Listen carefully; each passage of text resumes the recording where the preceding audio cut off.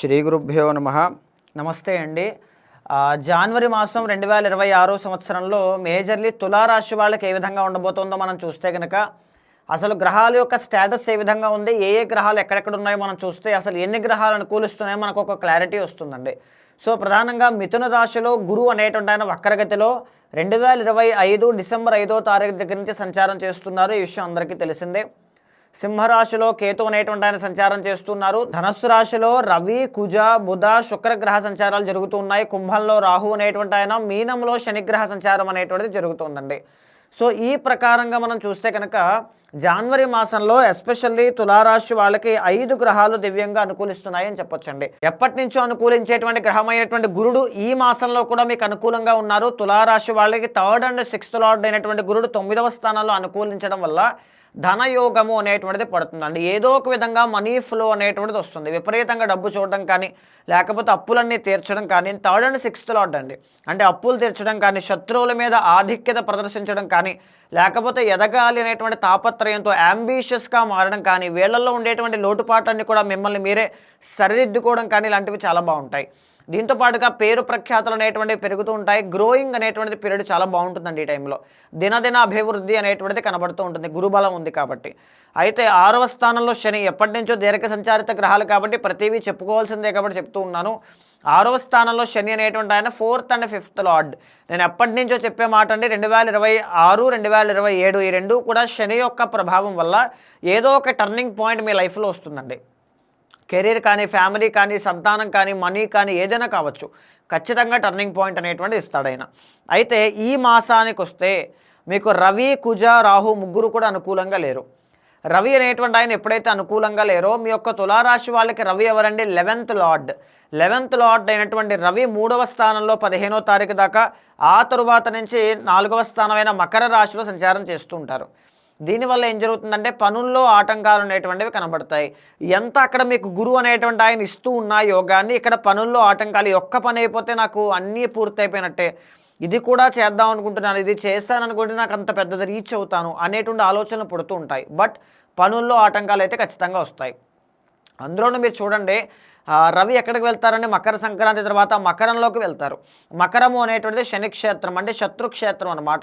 దీనివల్ల మీ యొక్క ఆఫీసులో బాస్ వల్ల కానీ, లేకపోతే మీ ఇంట్లో ఉండేటువంటి పెద్దవాళ్ళు కానీ, సంఘంలో ఉండేటువంటి పెద్దవాళ్ళ వల్ల కానీ చిన్న చిన్న గొడవలు కానీ ఏమైనా వచ్చే అవకాశాలు, వాళ్ళ వల్ల పనుల్లో ఆటంకాలు రావడం కానీ, పెండింగ్ పడడం కానీ ఇలాంటివి జరిగే అవకాశాలు ఎక్కువగా ఉంటాయి. సో ఆ విషయంలో జాగ్రత్తగా ఉండాలి. తర్వాత ఏంటి అంటే సమయానికి భోజనం చేయలేకపోవడం వల్ల వచ్చేటువంటి చిన్న చిన్న అనారోగ్య సమస్యలు ఇబ్బంది పెడతాయి. ఇది వాస్తవంగా జరుగుతుంది. మీరు ఏ టైంకి ఆ టైంకి భోజనం చేయకపోతే అనారోగ్యము అనేటువంటిది ఇబ్బంది పెడుతుంది, బాగా గుర్తుపెట్టుకోండి. అయితే రవి అనేటువంటి ఆయన బాగాలేదు. రాజకీయ నాయకులు ఎవరైతే ఉంటారో వాళ్ళకి కూడా మిశ్రమంగానే కనబడుతుంది. 15వ తారీఖు దాకా ఒక మాదిరిగా ఉంటే 15 తర్వాత నుంచి ఇంకా అసలు ఏమి ఉండదు. కాబట్టి కాస్త జాగ్రత్తగా ఉండండి. రాజకీయ నాయకులు అయితే ఈ మాసంలో చాలా కేర్ఫుల్గా ఉండాలి.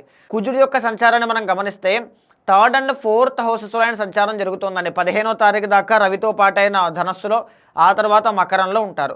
అయితే ప్రధానమైనటువంటి విషయం ఏంటి అంటే ఇక్కడ కుజుడు మీకు యోగించరండి ఈ మాసంలో. కానీ కుజుడు అనేటువంటి ఆయన మీ జాతకానికి 2nd and 7th లార్డ్, ధనస్థాన అధిపతి. ఎగ్జాల్టేషన్లోకి వెళ్తున్నారండి 4th హౌస్లోకి.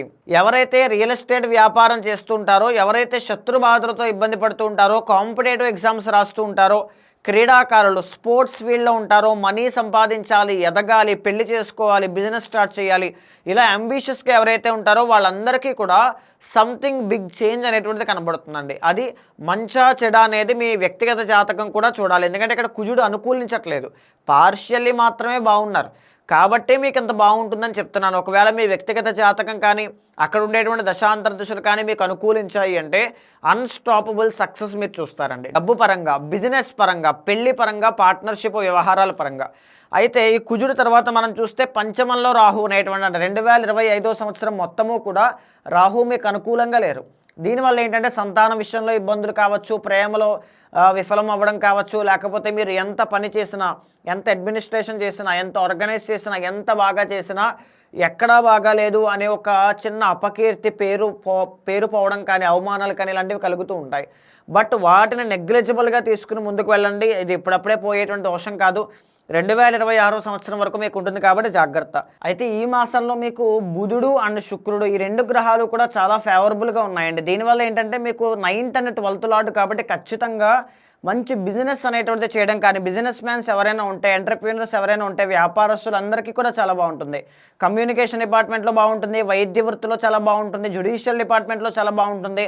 ఆయా వృత్తుల్లో ఉండేటువంటి వాళ్ళకైతే మంచి రాణింపు, గ్రోత్ అనేటువంటిది అయితే ఎక్కడ పోదు, చాలా బాగుంది. అయితే దీంతో పాటుగా శుక్రబలము అనేటువంటిది బాగుందండి. దీనివల్ల ఏంటంటే బంధుమిత్రుల యొక్క కలయిక ఈ మాసంలో చుట్టాలు కానీ వాళ్ళతో కానీ కలవడం కానీ, లేకపోతే ఈ విందు వినోద కార్యక్రమాల్లో పాల్గొనడం కానీ, ఫ్యామిలీ కోసం బాగా డబ్బులు ఖర్చు పెట్టడం కానీ, శుక్రుడు కాబట్టి ట్రావెలింగ్స్ కోసం బాగా డబ్బులు ఖర్చు పెట్టడం కానీ, ఇలాంటివన్నీ కూడా తులారాశి వాళ్ళకి ఎక్కువగా ఉంటాయి. అయితే జాగ్రత్త తీసుకోవాల్సింది ఏంటంటే మితిమీరినటువంటి ఖర్చులు మాత్రం చేయొద్దు, దానివల్ల చాలా ఇబ్బందులు పడతారు. ఆ విషయంలో చూసుకోండి. తర్వాత ఏంటంటే లాభంలో కేతు అనేటువంటి ఆయన చాలా బాగున్నారండి. దీనివల్ల ఏంటంటే మీరు పడినటువంటి కష్టానికి తగిన ప్రతిఫలం మాత్రం ఖచ్చితంగా వస్తుంది. స్టాక్ మార్కెట్ కానీ, షేర్ మార్కెట్ కానీ, ట్రేడింగ్ కానీ చేసేటువంటి వాళ్ళకి చాలా బాగుంటుంది. వ్యాపారస్తులకు బాగుంటుంది, మనం చెప్పుకున్నాము. సినీ నాటక కళారంగాలు, నృత్య గీత వాద్యాది రంగాలు, కళాకారులు ఎవరైతే ఉంటారో వాళ్ళకి కూడా మంచి ఆదరణ, అవకాశాలు అన్నీ కూడా ఈ మాసంలో దక్కుతాయి. సో తర్వాత మేజర్లీ చెప్పాలి అంటే ఈ మాసంలో ఓవరాల్గా తులారాశి వాళ్ళకి 5 గ్రహాలు దివ్యంగా అనుకూలిస్తూనే కొద్దిపాటి పనుల్లో ఆటంకాలు కానీ, చిన్న చిన్న అనారోగ్య సమస్యలు కానీ, చిన్న చిన్న ఆటంకాలు కానీ వస్తూ ఉన్నాయి. ప్రేమ విషయంలో, సంతాన విషయంలో ఆల్రెడీ ప్రాబ్లం ఎప్పటి నుంచి నడుస్తుంది, ఆ విషయంలో అయితే మీరు కేర్ఫుల్గా ఉండాలి. సో అయితే ఈ మాసంలో మీరు చేసుకోవాల్సిన రెమెడీ ఏంటి అంటే ఆదిత్య హృదయం పారాయణ చేయండి. శరీర ఆరోగ్యం కోసం జాగ్రత్త తీసుకోండి, బాడీకి రెస్ట్ ఇవ్వండి. తర్వాత ఏ రోజు చేయాల్సిన పని ఆ రోజే పూర్తి చేయడం వల్ల చాలా బాగుంటుంది. ఈ మాసంలో మీకు బాగా కలిసి వచ్చేటువంటి రంగు ఎల్లో కలర్ చాలా బాగుంటుంది. నెంబర్ 3 అండ్ గురువారం బాగా కలిసి వస్తుంది అని చెప్పొచ్చు. సో తప్పకుండా మీ యొక్క వ్యక్తిగత జాతకం, పర్సనల్ చార్ట్ ఆధారంగా తీసుకోవాల్సిన రెమెడీస్ కూడా ఆచరిస్తూ ఉండండి. ముఖ్యమైన సమస్యలు ఉంటే వ్యక్తిగత జాతకం కూడా చూసుకోవాలి. నాతో జాతకం చెప్పించుకోవాలని ఎవరికైనా ఉంటే కింద కనిపించిన నెంబర్కి కాల్ చేస్తే మా వాళ్ళు మీకు పూర్తి వివరాలు అందిస్తారు. మీ యొక్క జాతకాన్ని చూసిన తర్వాత ఏదైనా దోషాలుంటే శాంతి పరిహారములు ఆచరింపచేసి భగవత్ అనుగ్రహం కలిగేలా చేస్తాను.